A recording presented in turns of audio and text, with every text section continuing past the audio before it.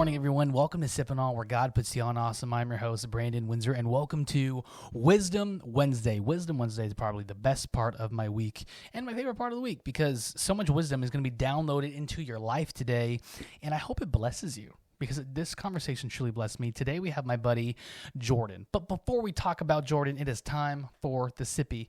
So everyone put your glasses in the air and raise them like you just don't care. All right, here we go. 3, 2, 1. Think of love for the day that he has made for you and me. 1, 2, 3.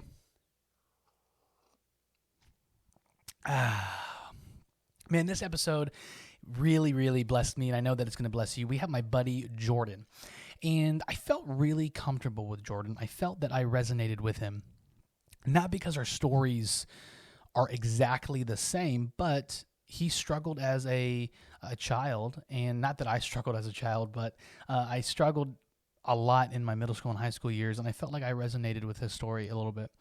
And the questions that were asked really were raw, and his story is amazing, so I hope it really blesses you. Before we get started, please don't forget to like and subscribe. Let's get to 200 subs so we can do the Buddy the Elf challenge, and you can now buy me a cup of coffee for $5. And if you guys want to become a member of Sip&Awe, you can become a member for $5 on my Patreon page. All those links will be in the description below. But enough about me. Let's get in there and let's meet my buddy Jordan. They ended up they ended up moving back with their dads. Okay. So it ended up just being like me and my brother for a bit with like my dad and my mom, while they were like going through the whole divorce process. And it affected both of us a lot, you know. We both ended up having drinking problems in high school, and I still ended up doing really well in school. You know, Yeah. I got straight A's for the most part, and I was a captain of a football team. And immediately after high school, I just, you know, once I lost that outlet, which was like football for me, that's where I would just be as violent as I possibly could be, you know. Yeah. And and that really helped me a lot, to not be violent outside of that. But once I lost that, I honestly I didn't know really where to like let that out. So I started just drinking a lot, and Yeah. I got into a DUI where, I mean, I should have died, you know, Man. straight up should have died. I was completely blacked out. I woke up in the hospital. Um, Basically went and looked at my truck the next day or a couple days later when I finally like felt okay. And there was a tree stump through the driver's side windshield, Whoa. uh, like 12 inches right above the steering wheel. Dude. And I read the police report, and basically I didn't have a bruise from the from uh seatbelt. So Wow. basically what had happened was I fell asleep while I was driving, and hit the curb, flew up the curb into the trees, and when I hit the curb, I flew into the passenger side, like underneath the dashboard, and Wow. then smashed the tree, and the tree went straight through. And yeah, I Yeah. mean, I'm super lucky even just to be here, you Man. know. So um yeah, I appreciate you having me on, and Yeah, man. Well, welcome to the being show. able to share it. Well, I reading your bio, it kind of felt like home for me because my upbringing wasn't crazy. I saw some things that I shouldn't have seen, because Yeah. I witnessed some drug abuse in my home. I witnessed some um, emotional abuse and things like that that weren't really the healthiest for a child to see. So I would love to start kind of from like the very beginning. Was your mom's upbringing crazy, and so once she had you she just kind of continued in this crazy lifestyle, or was she a pretty good kid and then just somewhere along the line something just started to change, maybe when she met your dad, or she just had a You friend that know, introduced her to drugs? I think it was um I think it was friends that introduced her to drugs, and I think it was like just kind of going through hard times, you know? Yeah. And I mean, it's really hard to say. Her drug of choice was meth, Okay. and for me, I was so young that it was like all of a sudden, like my dad was like, "We got to get away from her. We got to get away from her," and I didn't really understand it at the time. Like, to be Yeah. honest, I hated my dad for a while Yeah. because I wanted him to be with my mom, Yeah. but he was like, "I'm not going to tell you shit because I don't want to hurt you." Hmm. So it was like this big, like I almost wish he would have just told me at the time so I didn't like grow that anger towards him because Yeah. me and my dad butted heads for for a while too. My dad's ex-military, Marine Corps recon for 8 years, so he was always like just shredding out of his clothes, just absolutely jacked. One of the most intimidating people I've ever seen in my life. You know, Yeah. um, but yeah, man, it was just like growing up as kids, me and my older siblings, we would always just be outside and playing in the woods and shit like that, you Yeah. know? And my mom, I think, just started hanging around the wrong crowd. She grew up with eight other siblings and she was the Wow. youngest. So I think for her, she was kind of just like forgotten about, and being the youngest and everyone else becoming super successful, Mm. and her dad was super successful and then passed when she was like 5, I believe. Man. So she never really had a relationship with him. Obviously I never met either of my grandpas. They Hmm. both actually passed before I had the chance to meet them. um, but yeah, I think maybe something like that, like not having a relationship with her father. Okay. And then her mom was always, you know, just mean. I can remember as a kid, like my grandma just being super mean. And I know her older brother was really into drugs, Hmm. and I think, maybe that was kind of like the introduction. Like whenever we would go around grandma, there would be like her older brother Dave, who was, heavily, we could tell at a young age, like, okay, this dude's tripping, you know. Yeah. Yeah. Yeah. And he was like that uncle that lived with grandma, and he always Yeah. used like, "Oh, I'm taking care of grandma," It's like, but yeah, for sure. Yeah. yeah, Okay. Yeah. yeah, Yeah. exactly. It was like, oh, all right, yeah, right, fool, you're tripping. Yeah. Um, So at a young age, you were surrounded by drugs from since you were a little kid, right?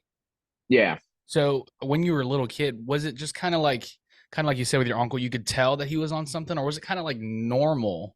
Like that's just kind of how your uncle was, and he's just this weird guy, and then you didn't really know what Yeah, it it was. was, but Yeah, just like that. It was like he was just this weird dude, Like I didn't really, none of us really enjoyed being around him, and like the same with my mom. She was just like my mom. yeah, So for like sure. that's where I feel like I can really connect with a lot of people because I've been so accustomed to spending time around people who are on drugs, and Yeah. then also spending time around people like my dad who are like super strict, never done drugs in his entire life, Hmm. crazy work ethic, so it's like it really helps me to connect with anybody, really, Yeah. I feel like. Very good. um and that's kind of like what I've tried to do my whole life, is just Yeah. try and like learn what not to do from my mom, and then learn like what to do from my dad. Yeah, that's very Um, important, man. Yeah. As a young kid, did you ever resent your friends or people that you knew because their mom was what you saw was a good mom? They were there, they were sober, they weren't weird like your mom. Did you ever like see someone else's life? honestly, Go ahead. no, No. no. Okay. I I had a couple really good friends whose mom, especially in high school, really kind of like took a mom role Hmm. towards me. And like buddies on the football team, my buddy Dom, his mom would always uh like I got kicked out of my dad's house because him and I, like when I became like 16, 17, 18, I was so like headstrong and Yeah. so angry and violent that like it was a lot of the same thing on his side. So like him and I would just fucking butt heads like crazy, Yeah. you know? Totally. So um my buddy's parents were like, dude, come live with us. We got an extra room. Cool. And she would like make me dinner and stuff. And she was always trying to take care of me and just help me, you know. And then same thing with my buddy Dan, his mom. Um, man, she would do so much to just try and like take me away from that. And Yeah. then she was the one that would like always make me go to church with them. Yeah. And that was like, you know, looking back, that's like uh, just the best, you know. Hmm. They didn't need to do that, Yeah. but it's just awesome. For sure, man. Getting a little choked up over here. No, man. Hey, that's powerful, man. That's powerful stuff. Um, I'd love to talk about the church thing in a little bit, but you being so angry, was that because you just had this mentality, like you're just this tough guy? Were you angry towards your mom? Were you angry towards everything that was going on? You just didn't really know.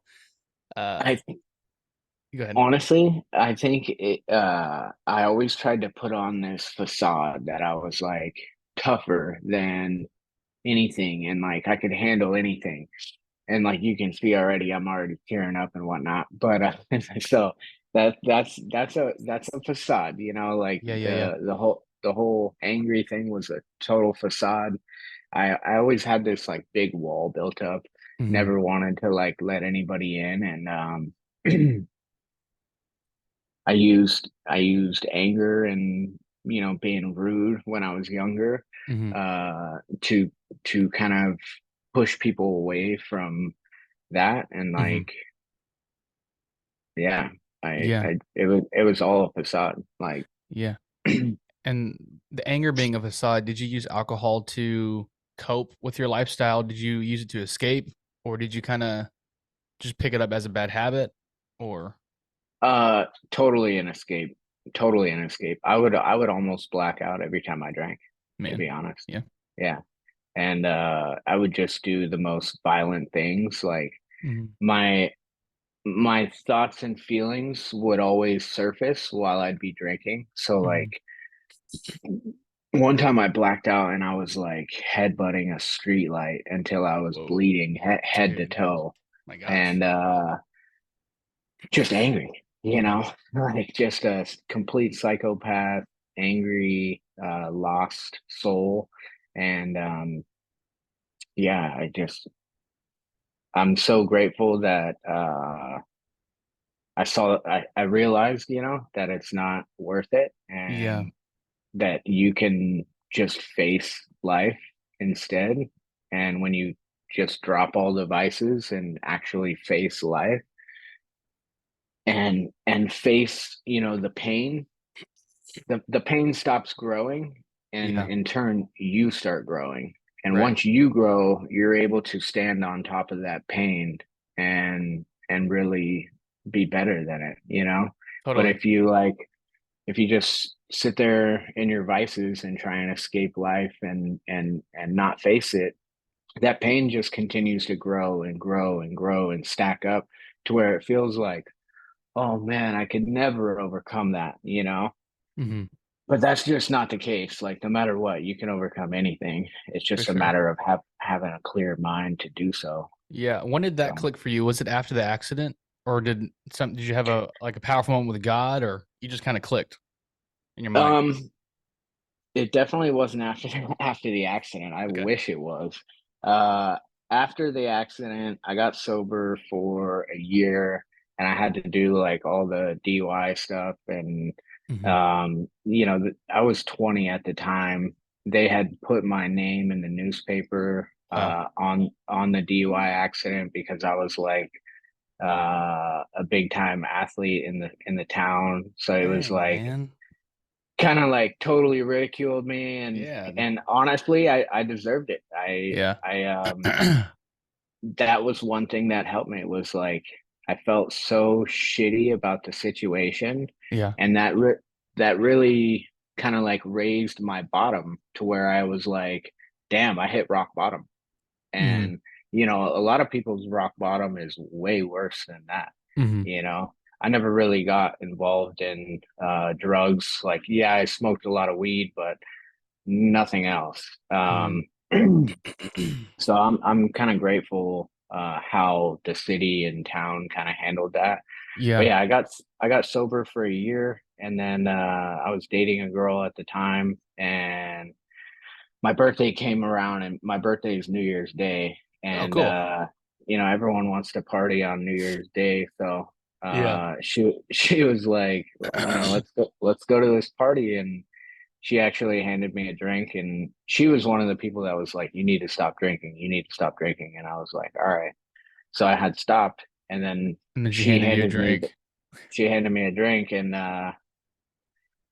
looking back on it, um not everyone wants you to be successful. And like in that situation, I could looking back now, I can see like she was more intimidated of the person that she saw coming out of that pain.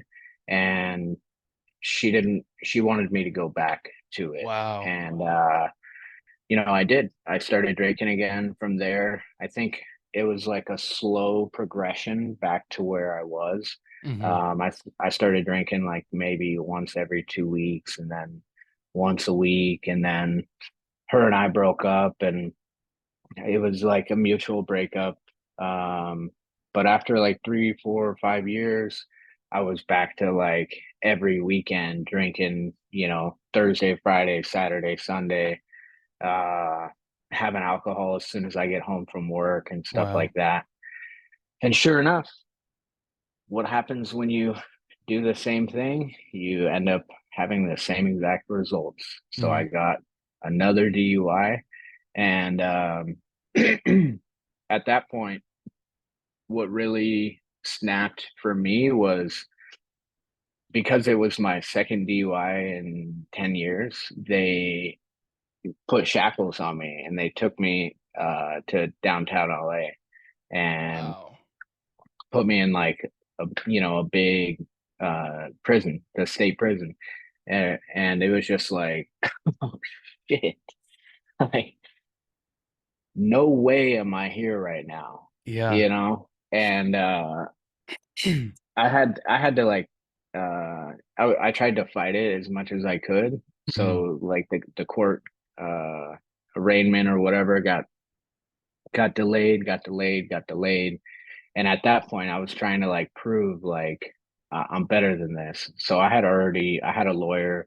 I had already gotten sober. I was sober for like 4 months. Hmm. And then I had to go and turn myself in because they had given me they gave me 10 days in jail, which isn't even a lot. Yeah. Did it feel like a lot? Like, did time just um slowly go by? yeah, I didn't eat anything the entire time. Whoa. And I was uh I was terrified. I didn't talk to anybody. I didn't say a word. I pretty much just like shut down, and it was it was a real eye opener because I always envisioned myself as being like somebody really good. Hmm. And I had always grown up in like shitty circumstances where I'd been around a lot of bad people. I've seen a lot of drugs, I've seen a lot of violence. And for me, I never envisioned myself being in that place. And when I was there and they were treating me, like the officers and stuff were treating me like I was this horrible person. It was like, oh my God, like I just kept praying the whole time, and um, praying with my eyes open, praying with my eyes closed. I just kept praying, Yeah. and yeah, it was a huge eye opener. I mean, I don't wish that upon anybody. I think it's just a miserable place to be. You get Yeah. treated horribly by everybody, and it's just miserable, For sure. And you then know. after you got out of jail, were you just sober from then? Yep, Very yep. good. Been Yeah. sober since, Cool. and even once I got out of jail, it was like an eye opener too. I'll never forget this. I was so um like my nerves were so shot from Hmm. being in jail that when I got out, my dad came and picked me up and took me to his house, and he was like, "What do you want to do?" And I was like, "I just want to do nothing. I don't care. I just want to sit here and like just soak it all in for a couple hours, like a day. I don't care." So he was like trying to cheer me up. So he was like, "You know what? Let me just barbecue for you." Cool. And my older brother, he's the other one that my full blood brother. So he was there and he was drinking, but nobody knew because he's a sneaky alcoholic. Yeah. He was over there like going acting like he's going to the bathroom with a Gatorade bottle and filling it up with vodka. And he ended up trying to fight me that day, and it was just like, dude, Man. uh, Yeah. so it was like even though I escaped jail and got out of that Yeah. unscathed, I come home to having my older brother he's like three times the size of me. I'm like Man. I'm 5'7", 160. He's like 6'1", 230, 240. Dang. Wow. Just crazy, and yeah, at that point I was just like, man, I'm like just seeing that, it's like I gotta fucking make sure I never drink. Yeah. And I pretty much locked myself in my room for about a year. Like I was too afraid to slip back into old routines Hmm. by hanging out with friends, and I hadn't built up enough confidence to like say no to people. Hmm. So I was just like, I'm just going to work and I'm gonna stay in my room, like Yeah. not hanging out with anybody. And eventually I started to grow and just realize like, dude, I can still go and have fun. Like Yeah. I can, this is way better, and people would be like, you don't need to drink. And it's like, no, like I'm Yeah. way happy. I'm way happier now. And my wife actually, we met after a year of me being sober. So she's actually never even seen me drink, which is awesome. Wow. Very cool. Um, yeah, but she helped me a lot because she does drink, and I've been really helping her with that. I think making a positive inspiration and just kind of showing her like you don't need that to do this For you sure. know and she's like stopped drinking nearly as much. She maybe drinks like once a week, and Yeah. but she's helped me to still do a lot of things and have fun. Yeah. um I think if it was up to me, I'd probably just stay home every day. Yeah. But I mean, I just enjoy being home. I enjoy being, spending time with family in that way. Yeah. And she's more of like she wants to get out and like go dance and have fun and stuff like that. So Yeah, I'm the it same way. helps. I don't think I want to go dancing, but it's like every time I have a day off, it's like, all right, let's go do something. And my wife is like, I just want to stay home and clean. So I was like, okay, we could just stay home and clean, I guess. But yeah, I would love to talk about your relationship with girls. So kind of going back to the girlfriend that you mentioned, did your mom kind of hinder your perspective of women? 1,000%. And that's a Okay. great question Yeah, because talk about that. that's something that I struggled with incredibly. Like, um, I was always falling for the wrong people, and I would fall for, I think, people that were like similar. or women that were similar to my mom, you know. Mhm. Um, and in the way that they would do the same things, like not maybe not drugs, but they would just flee from everything, you know? Yeah. And a lot of times I was left like just feeling completely broken by women. And Yeah. um, I've had a lot of women tell me that I'm never gonna amount to anything. Okay. Yeah. I'm going nowhere in life. Stuff like that. And it was always, you know, I've been hit, punched, kicked, beaten by a lot of women, you know, Mhm. and gratefully I've always, you know, maintained, you know, never touch a woman, which, you know, I don't know why anybody would. It's not really a competition, you know. And I've felt so much pain that like when a woman has hit me, it's just been like that doesn't really hurt, you know. I mean, Yeah. it hurts internally, but not externally. So it's just it was always something that I struggled with so much, man. Yeah. Um, so many relationships where I would just jump into thinking, oh, this is the one, and then they would cheat on me and go be with somebody else, and it was like, oh my God, I'm just crushed. Yeah. Um, and luckily, you know, I actually met my wife on Instagram, and we were friends for like 5 years before Cool. she ever even gave me a chance to take her out on a date. Yeah. So that was kind of crazy for me at the time, but now looking back, like she lived in Texas and I lived in Oklahoma, or I lived in California, Mhm. and that distance allowed us time to like get to know each other um, without, you know, falling into lust or being like that with each other. Yeah. And we just like developed such a good friendship Very and good. Yeah. like care for each other Yeah. that once she finally let me take her out on a date, it was like, oh man, this girl's the one. Yeah, And totally. I'll be honest, I told her first date, I was like, I'm gonna marry you, and she was like, oh, you're crazy.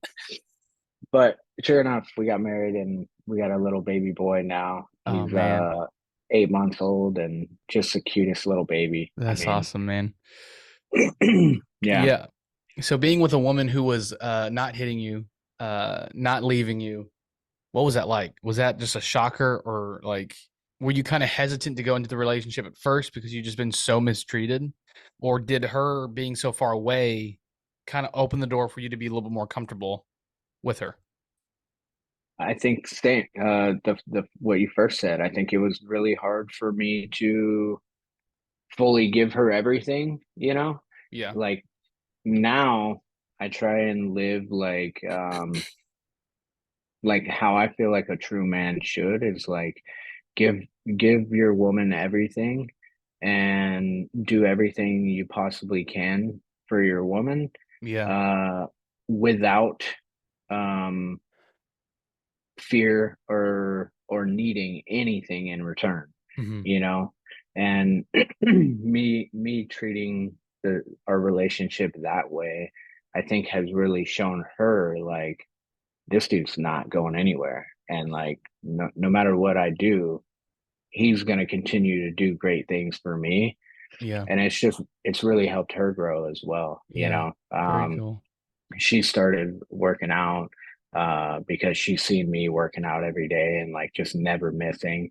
Hmm. And it's been kind of like inspiring her and our two other kids, and just awesome, man. It's such a better way to live, you know, Yeah, as totally.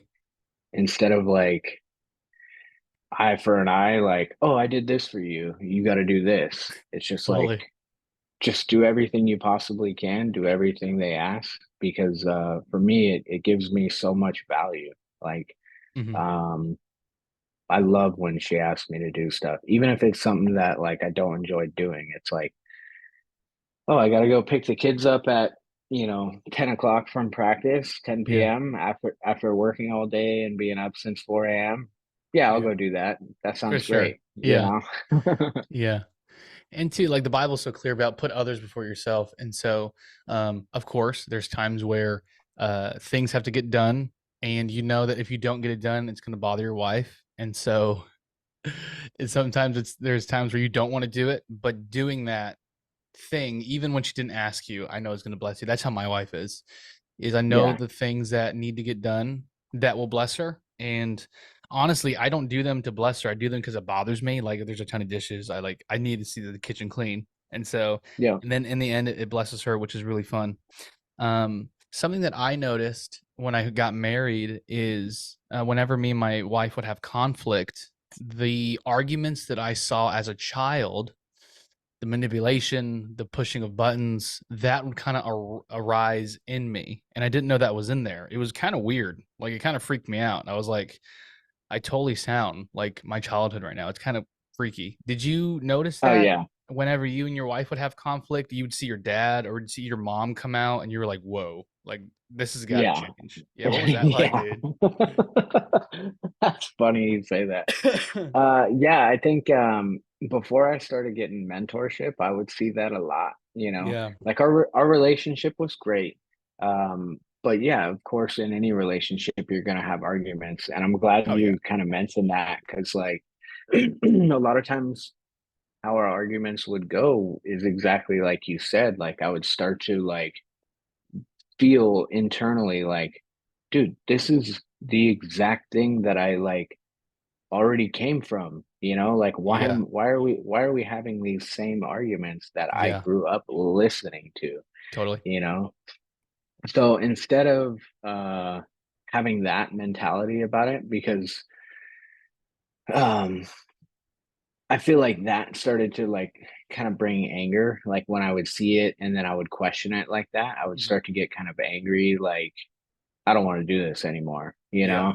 And instead of doing that, I started seeking mentorship and Very just good. trying to really sharpen my own mind.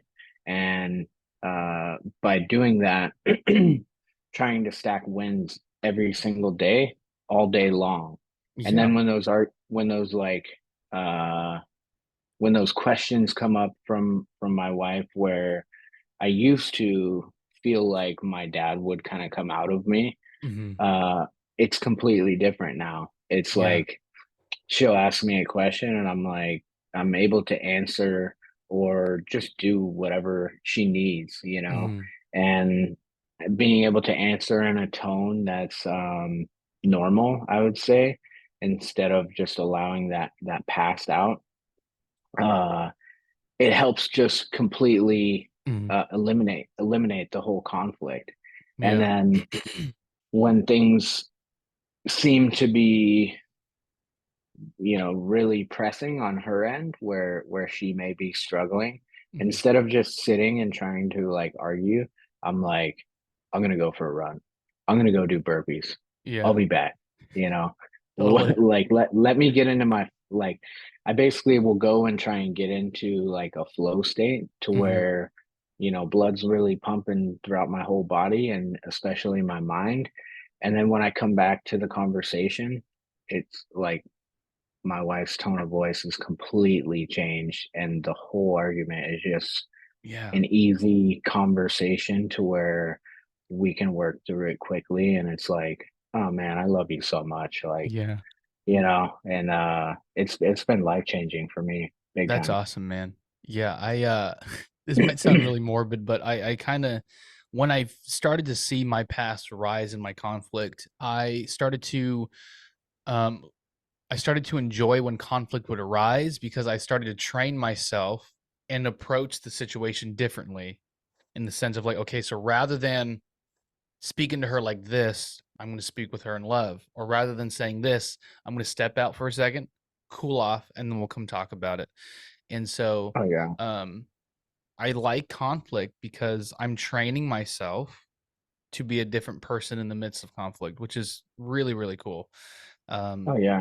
and so it's Conflict will bring out I mean if your mindset and your frequency is right, conflict is only gonna make a stronger bond. You know what I mean? absolutely Um, yes, and people don't think that. 100%. It's like you gotta ask those difficult questions, and like Yeah. you have to face the difficult situations with your spouse and make sure that you know you're growing stronger together. Because like if you're not asking those questions, you know, you're just letting that fester in your mind and vice versa to where it's just causing distance between you, Mhm. you know? Yeah. So For sure. And what's so cool is 100%. I'm pretty open to talk about this now, but I discovered pornography when I was 9 years old. And so from 9 to 23, because that's how old I am now, I would do daily, more than once, watch it and just consume it. It Oh was yeah. bad. Dude, it was so bad. And so Same. dude, oh gosh. And so first off, it perverted my relationship with girls because I didn't view them as women. I didn't view them as children of God. I viewed them as objects and I just want to sleep with them. Okay. So I Yep. was I was a hoe in high school. Let me just tell you. Okay. Same, bro. Same. And my is exactly the same. Like when I was a kid, I had found I have two older brothers, right? Mhm. So one of them's 4 years older, and it's not to blame them or anything because it's not their fault.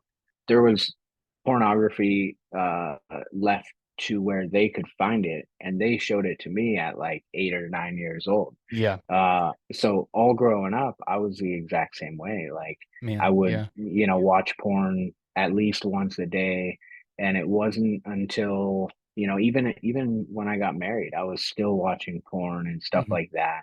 And after a short amount of time of being married, I was like, man, I gotta put this shit to bed. Like Totally, dude. this is Bad. ridiculous. Yeah. And I started telling like I was in a bunch of group texts with other tradesmen like in the construction industry, Mhm. and a lot of them would just all day long just share other Instagram pages of like half naked women, and they Mhm. were all married dudes, Mhm. you know. So I started to tell them like, bro, shield your eyes, because Mhm. I had stopped watching porn at that point, you Mhm. know. Yeah. But I'd keep telling them like, shield your eyes, and a couple of them just kept doing that all day long.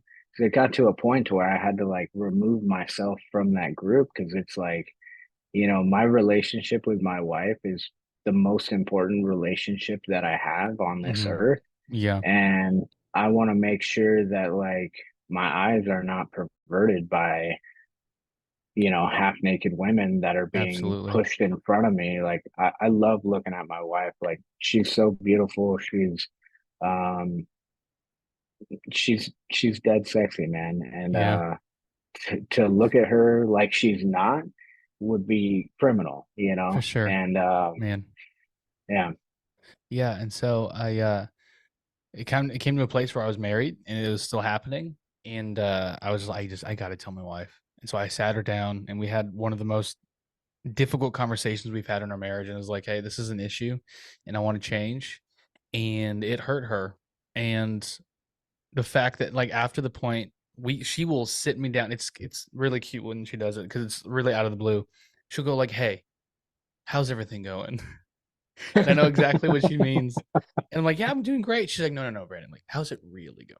And I'm like, no, it's good. It's really good. She's like, okay, good. I just had to check. And so like that, my struggle brought us closer. And it hurt for a second. There was about like a few days where it was really tough. And it was just kind of like she was really hurt. And so, but now we're really good. And so, but dude, pornography ruined my That's life. And I discovered oh it. yeah. Have you ever watched the movie Grandma's Boy?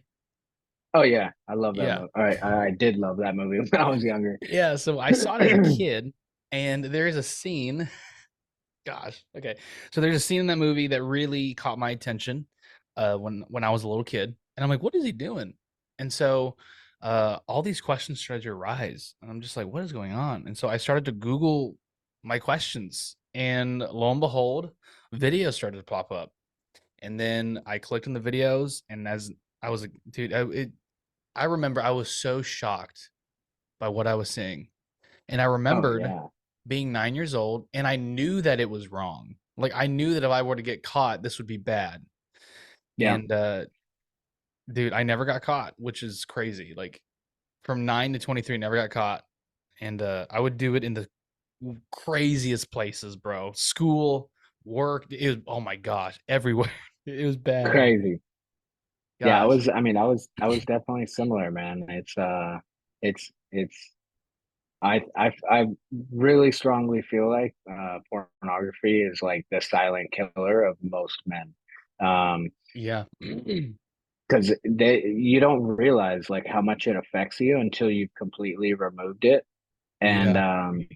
man, I look at my wife so much better now, and it's just it feels so great to look at her as opposed to watching porn, you Yeah. know?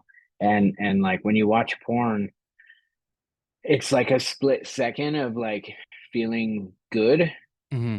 and then you immediately just feel The shame. extreme It's like, shame, and it's like pathetic, you know? yeah. And that just grows, you know? And Yeah. if you're Yeah. doing something like that behind closed doors, like how can you build trust with anybody? You know Right. what I mean? For sure. So that's helped me to like just really build a lot of trust with people, and just um I try and like better myself in every aspect of life. And uh man, it's made a huge difference. Huge Yeah. difference.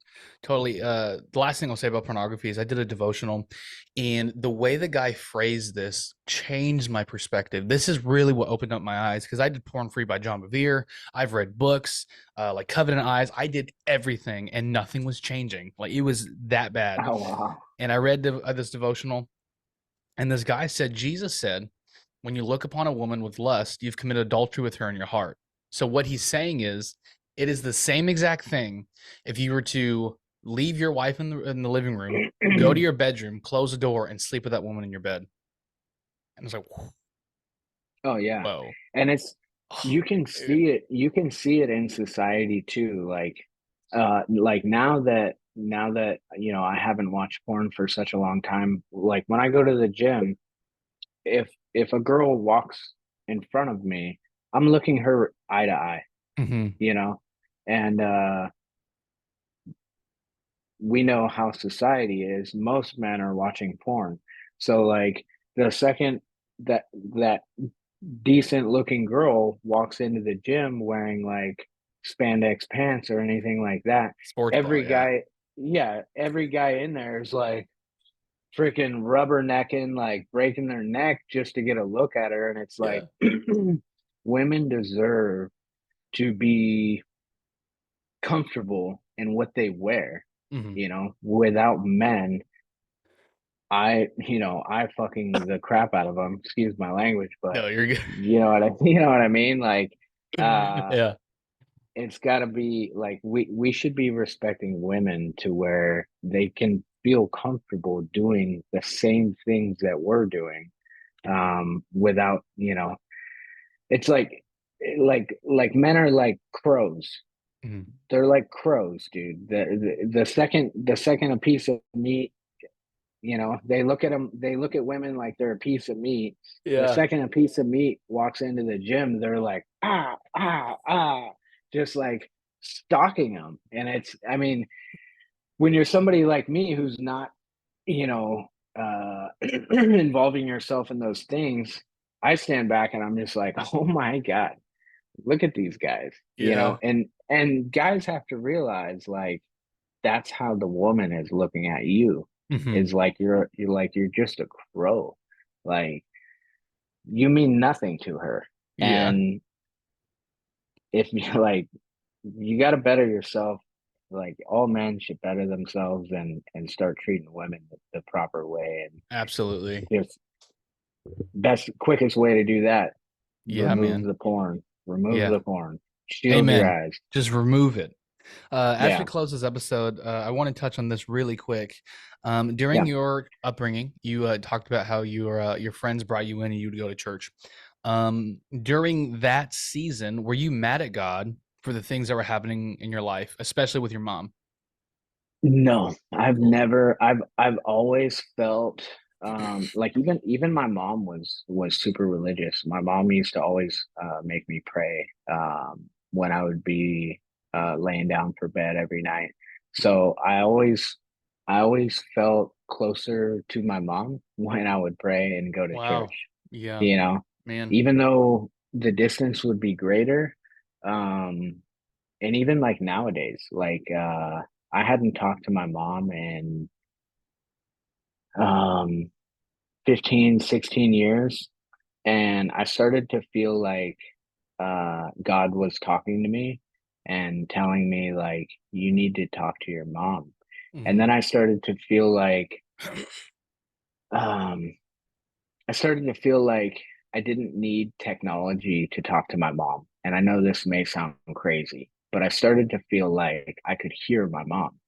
Wow. And I felt like she could hear me. And then I started feeling like I was going for runs and stuff a lot, and I started to feel like I could hear my mom screaming, and I was like, man, I gotta call my mom. I gotta find a way to talk to my mom in prison, you know. And I called her, and somebody had tried to kill her while she was sleeping, and she was in a hospital, and she had been beaten over the head, and she was, in a hospital for like 3 months, and that was like just a huge eye opener. It was like, man, God, God is so real, and Amen, man. um, Wow. there's all the man-made technology in the world.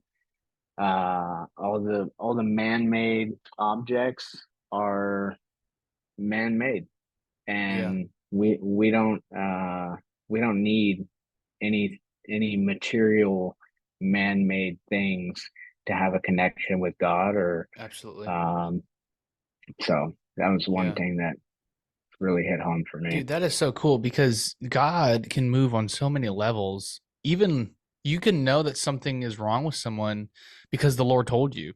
And Yeah. I remember when I first got saved, this is the very first time that the Lord did this with me. And it was so powerful. It really opened my eyes that God can use me to minister to people. I had a friend at church, and for some reason, I woke up and they were on my mind all day. Not in a weird way. It's just like, man, like I don't really think about them, and I hope they're doing good. And so after school, I was just like, "Hey, I hope you're doing good." For some reason, woke up, the Lord put you on my heart. I just hope you're having the best day. If you're not, praying for you, and I'll see you at church later. And they call me like, Brandon, this was such a timely text because I'm having one of the worst days ever. Oh yeah. I worked on a project for school. I presented it and I failed, and I hate myself right now. And so the fact that you texted me really, really like really ministered to me. And I was like, whoa, hold up, really? And so it was crazy, man. And so, dude, God is so cool. And so do you obviously you're a Christian. Do you guys Yeah. do you guys attend church often? Do you serve at a church? Are you guys like fully devoted in ministry? Like what do you guys do? So no, I actually don't go to church Okay. any out here anymore. And no no real reason behind it. I Hmm. feel like you know, uh I feel that I can have a deep relationship with God just by hitting my knees. And I feel like I have an older sibling who would always kind of he would always talk to me like if you're not going to church, you don't have a relationship with God, Hmm. you know, and kind of like make me feel I don't know. It just make me kind of feel like bad about it. And it was Yeah, yeah, yeah. like I feel such a strong connection with God that I know I don't need to go to a man-made church Hmm. and seek him. Like all I need to do at any point in my life is just hit my knees and pray, and he's there. And that's how I feel about God. Like no matter how dark your situation is, no matter how many times you've turned your back on God, all you have to do to be with God is hit your knees and pray, and he's right there behind you. Mhm. And yeah, Man, it's kind of cool too that you say that because a pastor of mine, he said this in a small group that I attend, and he just kind of said it in passing, and it was really cool. And he was saying it's a financial class, so he was saying that if you ever get a job that pays well and you can't go to church, that's okay because God is everywhere. And so, yeah, and he was saying like, totally. if anyone ever tells you that if you're not at church, you're not with God. That's not true because God is everywhere. And the Bible says, "Don't forsake the gathering." Which I do believe that church is important. But when Yeah, people say you can't have God without church, it's like you're an idiot because He's everywhere. yeah, It's that's how I feel. And yeah, yeah, I know, I think everyone should go to church. It's I just something that we haven't really kind of got into out here, but yeah, like I said, it's always just been more important for me to just have that personal relationship with God, totally. and just making sure I'm praying every night, every morning, when times are good, when times are bad, and and not just praying, but like uh confessing my sins, Mhm. and truly asking for forgiveness for them, and Absolutely. and in asking for forgiveness, like making sure that I'm moving on from that sin. Yeah. I feel like in the past what I would do is like I would watch porn, and then I would pray for God to forgive me for watching porn, and then the very next day I would go to watch porn, and I would feel like God was talking to me like, I thought you I thought you wanted to be forgiven for Yeah. Yeah. that, Yeah. but Yeah. you are doing it again. And then I would still do it and be like, "Oh, I can just pray and be forgiven." And it's Mm, like, the trap, man. N- The trap. yeah, it's Ah, like no. yeah. Once you're truly praying and asking for forgiveness, you truly have to move away from those sins and let them Mhm. go, Yeah. and not return back to them. So that's Yeah. been something I've been like really trying to focus on the past year. Yeah. Totally. Yeah. That's what repentance is. That word means a 180 Yeah, turn. repentance. Yeah, yeah, Yep. yeah. So whenever you say sorry to God, then you go do it. You're not repenting, and so that's powerful stuff, man. But Jordan, thank you for coming on the show. Your testimony was powerful, and I know it's going to reach people. It definitely reached me, and so is there any like social media? Is there a website that you have that we can kind of follow you at and kind of be in touch? Yeah, 100%. And Cool. I appreciate you having me on the show big time. Yeah, My man. Instagram is one.contract.flooring. Cool. I'll write it down right Um, here. Feel free to follow me, shoot me a message if you liked my story, or want to get to know me a little more. And also I'm offering mentorship to anyone really, which I'm really looking to just make an impact and help people to see the positivity in daily action, Right on. and just stacking positive habits daily, to where you're really just winning each day. And if we can Yeah. win each day, we can win each week, we Come can on. win each month, we can win each year, and Let's just go. dominate. Starts with So stacking the small wins each day, yep. turns into weeks, months, And and years. 100%. And Yeah. and when I'm saying stacking small wins, I mean like the second you get up, having that breakfast, Yep. getting that food into your belly and feeling better, that's a win. Getting Yep. those push-ups, those burpees in, that's another win. Reading Totally. the Bible, praying, there's another win. Let's go. Journaling, journaling all your feelings and stuff like that, so that you're not just holding all that stuff inside. There's another win. Yeah. So Come on, dude. Well, thank you for being on the show, man. And I'll definitely keep in touch. I definitely want to have you hey, on the show. I've said this to two guys already. And it was funny, the guy who was on last week, I said this too, but if I didn't get anything out of Pod Match, I just gained a new friendship because your story's powerful, man. And so I personally will keep in touch with you, man, and I'd love to have you on again. But I hope you have an Absolutely, man. amazing weekend. I hope you have an amazing rest of your week, bro, and I'll keep in touch, okay? Awesome, brother. All Appreciate you right. having me. Thanks, Jordan. Have a good one. All right, you too. Thank you, Bye-bye. brother. Man, I loved that conversation so much. And I love his beard. Okay. I'll be honest. I clicked on his page simply because he just looked like a dude. You know what I'm saying? There's like men, there's boys, and then there's dudes. Jordan was a dude. He's built, he's got the beard, he's just a guy. You know what I'm saying? Let me take it back. He's not a guy. He's a dude. Okay. So I hope that this conversation blessed you because it really blessed me. If it blessed you, please don't forget to like and subscribe and share this episode with someone so we can keep growing the Sip&Awe family. But Jordan, thank you so much for being so vulnerable and being so real on the channel. I hope Sip&Awe blessed you. And so don't forget, we have Sip&Awe merch. If you're tired of your wardrobe, you can now buy that. All those links will be in the description below. And guys, I hope that you've been enjoying our time with Lance Thompson and Renee Ewing Thompson. I've been friends with them for ever since I started attending SCC, ever since I started playing with the worship team. I get to partner up with Lance and Renee weekly on Sundays. And man, let me just tell you, the anointing on their lives is huge. And I love the conversation that we have coming this Friday. It is about worship. And so if you guys want to join us, go ahead and do that. We'll be posting that at 6 a.m. on Friday. But I love you guys so much. Thank you for the love and support. And we'll see you guys on Friday with Lance and Renee Thompson. Bye-bye.